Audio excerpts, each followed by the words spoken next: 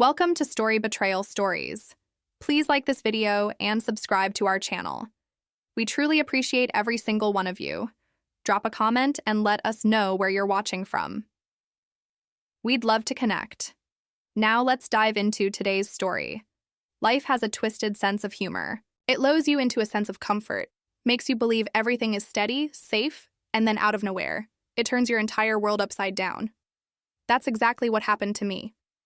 After 10 years of marriage, after building a life together from the ground up, I thought I could count on Diana, my wife. I believed she'd always be there. But comfort can be deceiving. Diana and I had built our routines. Sunday mornings filled with pancakes, quiet dinners on Fridays at Asmal Italian place we loved, and movie nights on Saturdays. Always romantic comedies that she picked, and I pretend to complain about. It wasn't flashy, but it was familiar. Ours. Or at least, I thought it was.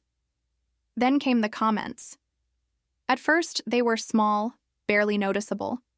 A quick jab at how I didn't look like I used to. Suggestions that I should hit the gym, critiques of how I ate. I brushed it off. I mean, who doesn't? Put on a little weight over the years?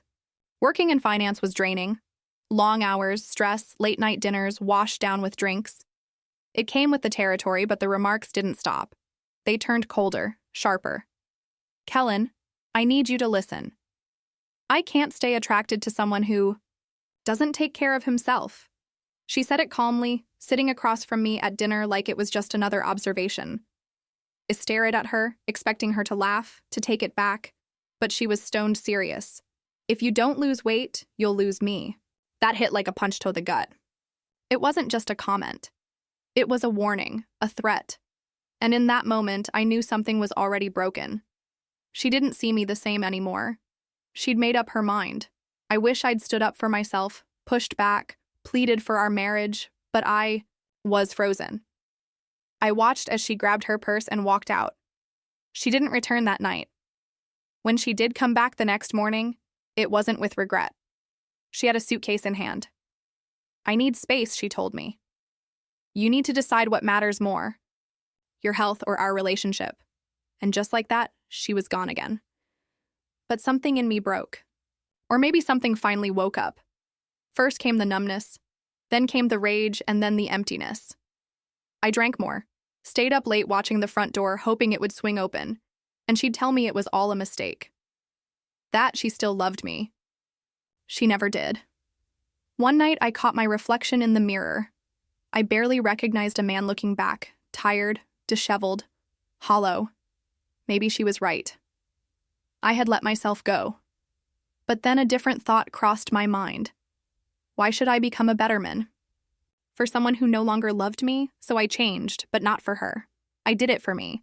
I cleaned out the junk in my kitchen, signed up at the gym, and committed to the work. It was brutal at first, but soon the weight came off. The muscles returned. I bought new clothes, got a fresh haircut, shaved a beard. Piece by piece, I rebuilt myself. And wouldn't you know it, just when I stopped hoping for her return, she came back. She showed up at my apartment one evening. Suitcase in hand, her expression cool and confident, like she expected to walk right back into my life. But before I could say anything, a voice called out from inside, "Oh, you must be Kellen's wife." Diana's eyes flicked past me to the woman standing behind. Me, tall, stunning, confident, and wearing my shirt. Her name was Jolene. And just like that, Diana understood. This wasn't the home she'd left. This wasn't the man she'd walked away from. I wasn't the same. She didn't say a word at first, just stared. Then came the backlash. Seriously, Kellen, this is what you've been doing while I was gone. Jolene didn't flinch. Didn't you leave him for another guy? Diana stiffened. She had, and I knew. It.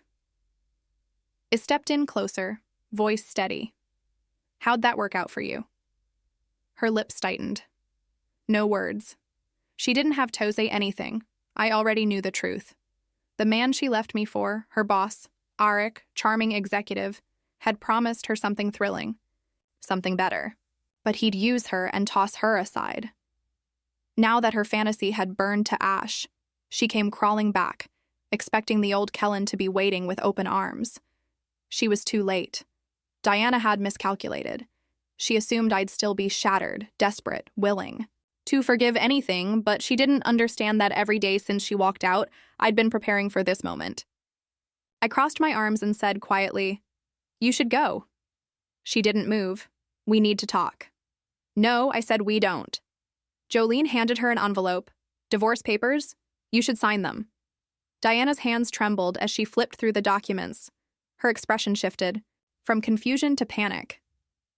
"What the hell is this?" she asked. I watched her closely, calm and collected. She looked at me, eyes wide, fear beginning to set in. "You wouldn't?" I smiled. "But I did." While she was off chasing someone else, I'd been taking care of business. I froze our joint accounts, took full legal ownership of the house. I had documented evidence of her affair, solid ground in court, and the most important part, I filed for full custody of our daughter. She was about to lose everything. Diana staggered back a step, gripping the papers like they were grenade. "You can't do this."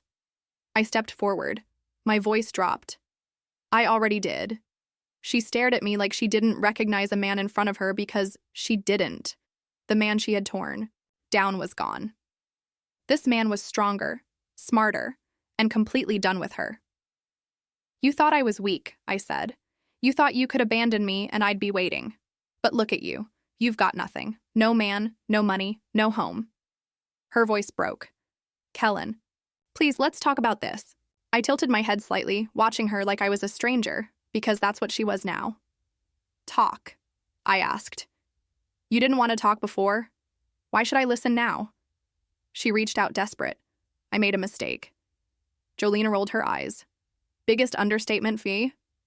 "The year." Diana shot her a sharp look, but her attention snapped back to home.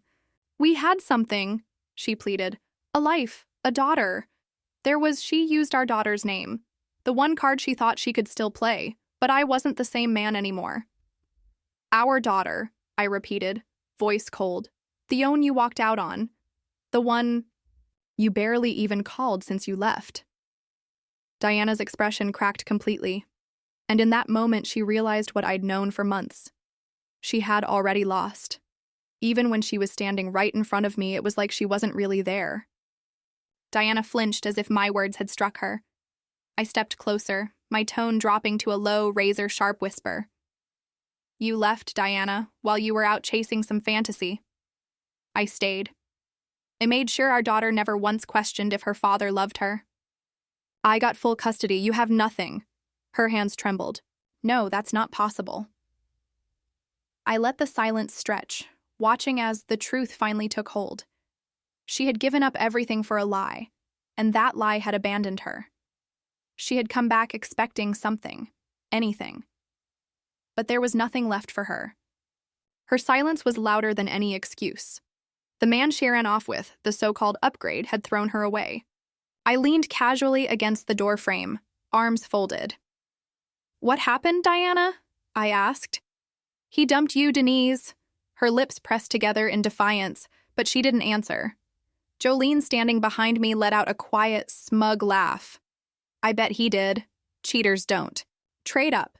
They just make the same mistake in a new suit." Diana's face twisted. Part shame, part fury. "You don't know what you're talking about. But I did." While she was gone, I'd done me homework. The man she left me for wasn't some Prince Charming. He was already married. And when his wife found out, he tossed Diana aside like expired stock. Karma had moved faster than I ever could. Still, I wasn't finished. She took a shaky breath, her grip tightening. "On the divorce papers." "Kellen, I just need time. We can work through this." I laughed. Actually laughed. "You still don't get it, do you? This is a negotiation. You don't have time." Her eyes narrowed.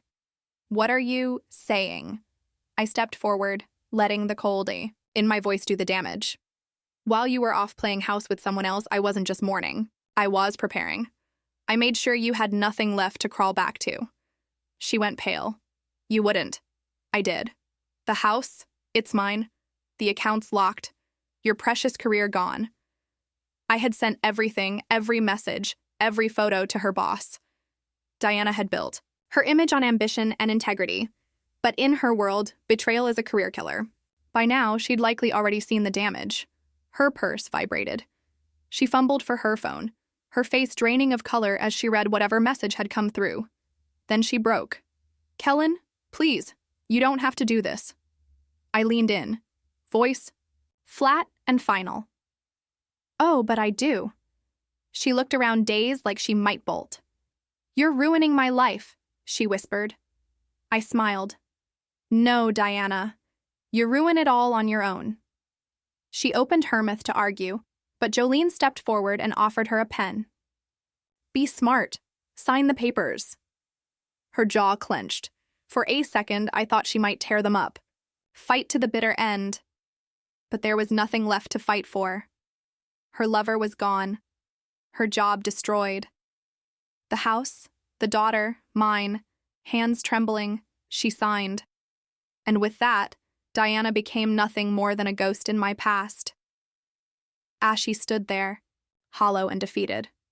I couldn't help but say one last thing. "You know what hurts the most?" I asked.